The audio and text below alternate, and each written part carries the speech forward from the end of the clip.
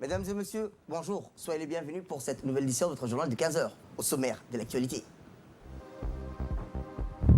À la une dans l'actualité nationale, une délégation conjointe visite les infrastructures ferroviaires à Holhol et à Galilée.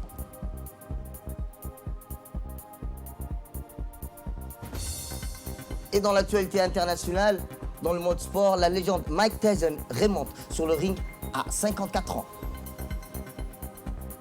C'était les titres. Merci si vous nous rejoignez.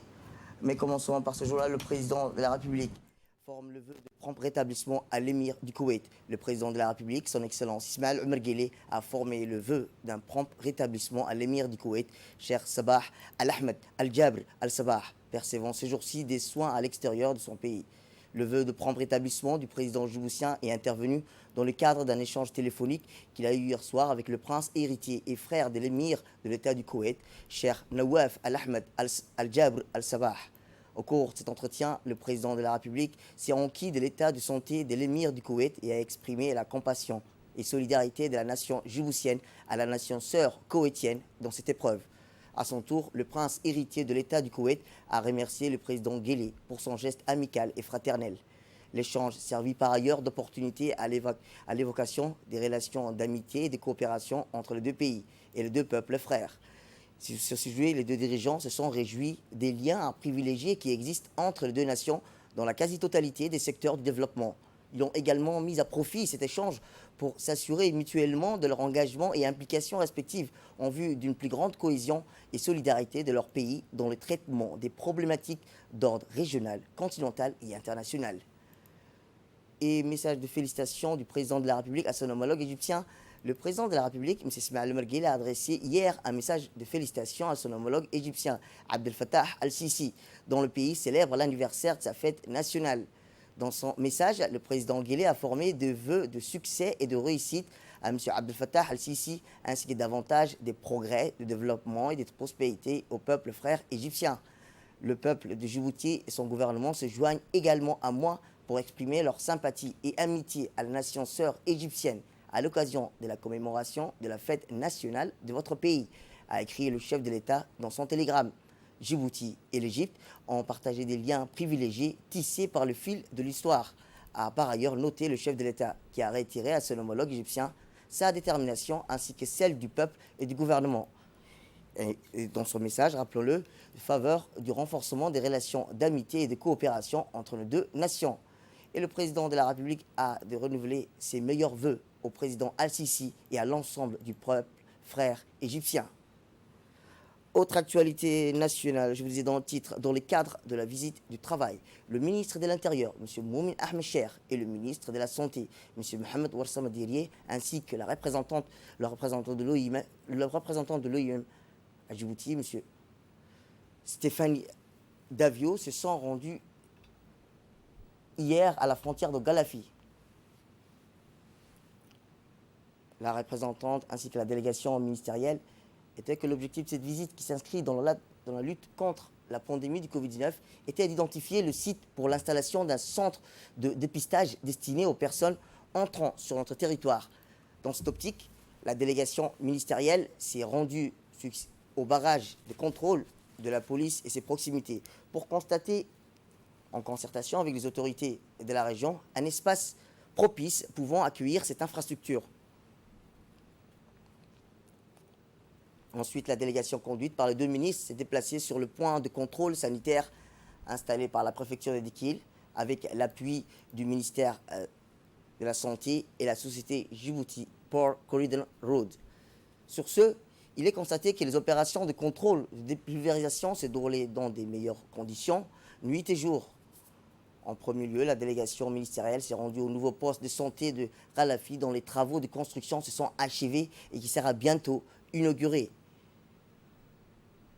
Au terme de cette visite, les deux ministres ont félicité et encouragé les autorités de la région, dont le jeune préfet Aden Ral Moussa, pour leurs efforts dévoués, notamment dans la lutte contre la propagation du Covid-19, accompagné par la délégation ministérielle, le préfet de la région d'Ikil, M. Aden Ral Moussa, le chef de corps de Riyad, le colonel Idriss Omar Elaye, le chef de détachement de la police de Dikil, commandant Daoud Bouhguiri, le commandant de la brigade de la gendarmerie.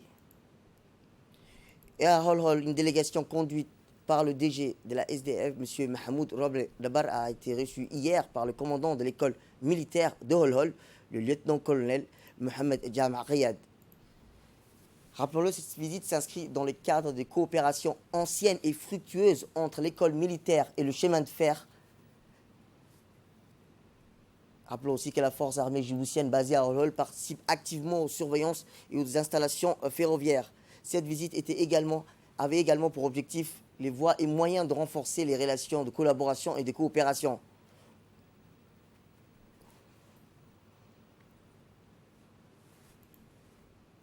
Ont participé à cette réunion de prise de contact le sous-préfet du village de Holhol, le représentant du DG CCECC et plusieurs collaborateurs de deux côtés.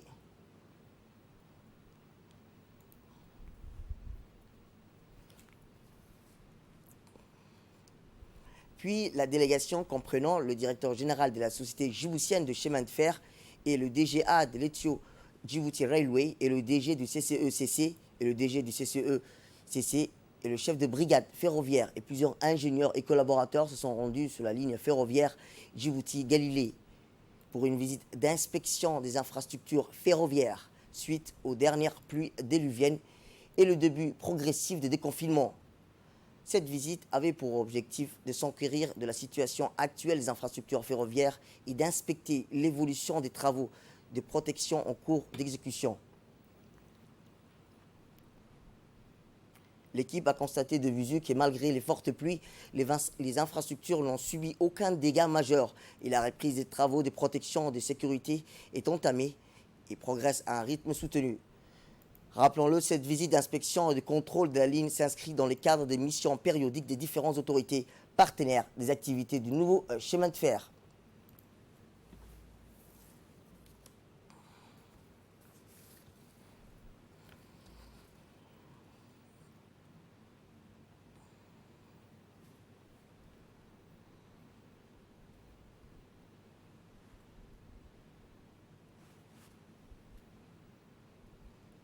Cette mission s'inscrit dans le cadre de l'inspection périodique de la voie. Comme vous le savez, on était confinés. Et là, après le déconfinement, il fallait voir un peu la situation de la ligne, surtout nous sommes en période de pluie. Et nous avons associé à cette mission tous les partenaires, CCCI, SDCF, et EDR aussi. Donc, c'est une mission d'entretien périodique de la voie. Et comme vous le voyez, on s'arrête à tous les PK pour voir là où il y a des anomalies et prendre note pour faire des réparations rapides. Donc c'est une tournée que nous faisions régulièrement, tous les 3 mois, mais là c'était depuis le confinement, on était bloqués. Et là maintenant, on a repris l'inspection de la voie. Dans le point de presse, en ce jour-ci, sur la situation du Covid-19 dans notre pays, 22 patients ont été déclarés guéris. 285 tests ont été réalisés aujourd'hui. Plus de 8 tests sont avérés positifs. 0 décès.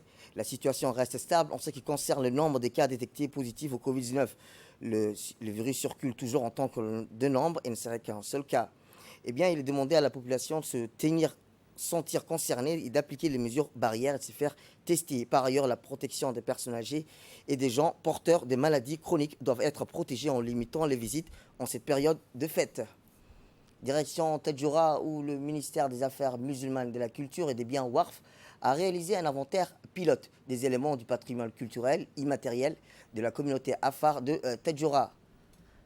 Durant la période allant du 13 au 16 juillet 2020, cet inventaire a été précédé par une séance plutôt de formation et d'information sur la Convention de 2003.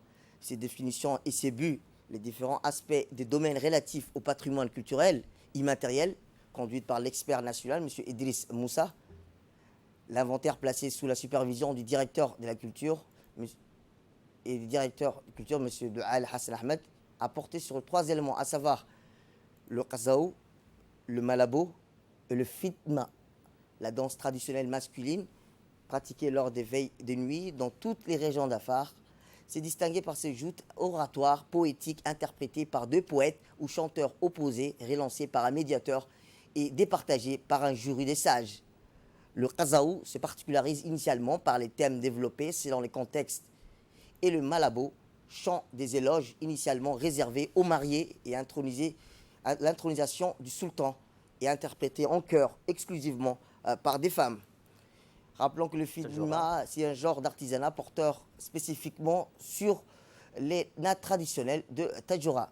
On avait fait une réunion avec les communautés des Tadjoura pour sélectionner les éléments dans le cadre de la sauvegarde du patrimoine culturel immatériel, pour sélectionner les 3 éléments qui sont en voie de disparition, qui sont menacés.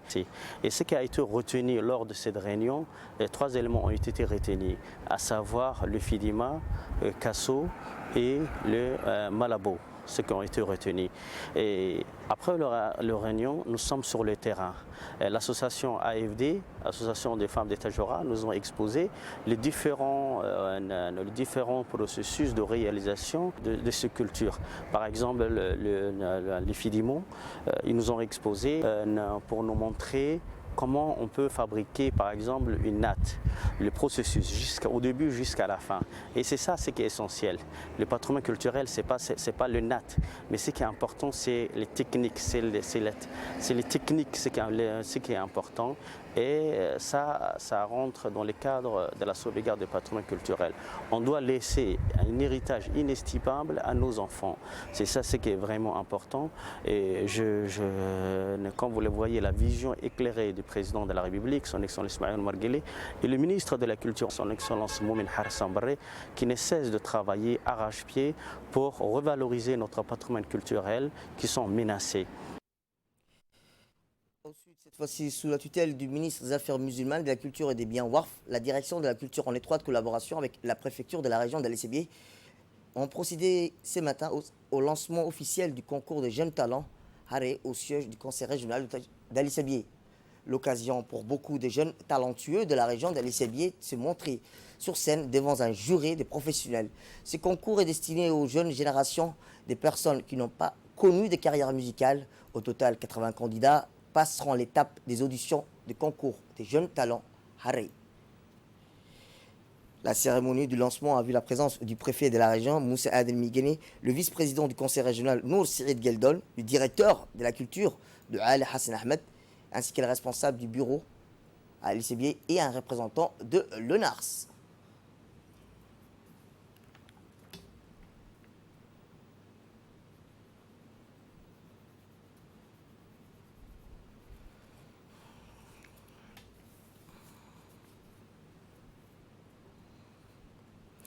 On reste toujours dans le sud où, durant la pandémie du Covid-19 est mise en pause, le monde entier, particulièrement la République de Djibouti, et dès le mois de mars 2020. Dans un élan de solidarité, les collectivités territoriales réunies au sein de l'Association nationale des collectivités locales djiboutiennes ont mobilisé des ressources auprès de l'Union européenne pour venir en aide aux populations les plus vulnérables dans chacune des collectivités territoriales du pays.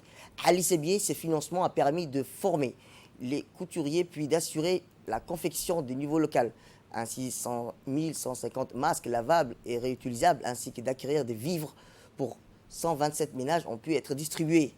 Le conseil régional d'Ali Sébié, en collaboration avec l'ANCD, a donc organisé vendredi 17 juillet une cérémonie de distribution de kits alimentaires et des masques à la population. Les heureux bénéficiaires des vivres et des masques ont été les orphelins et les personnes handicapées de la cité Ar-Rahma d'Ali Sébié. Les cafés de la ville et les principaux espaces publics ont également bénéficié de la distribution de ces masques.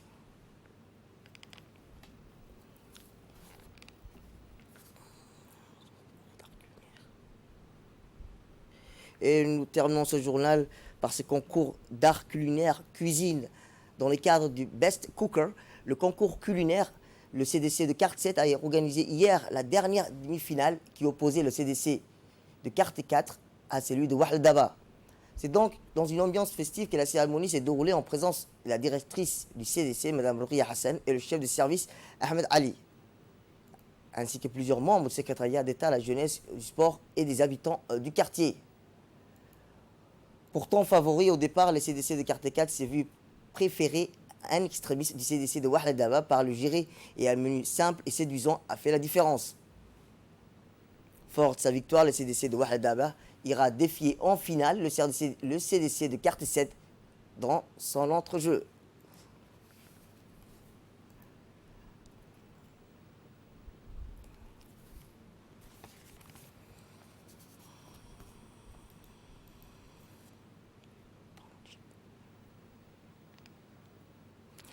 Et dans l'actualité internationale, dans la pauvre des townships de Johannesburg, en Afrique du Sud, les nouvelles sculptures se rendent à perte de vue. Sur le continent africain, les pays les plus sévèrement touchés par la pandémie de 400 000 cas en quelques semaines, le nombre de décès naturels en Afrique du Sud a augmenté de 60%.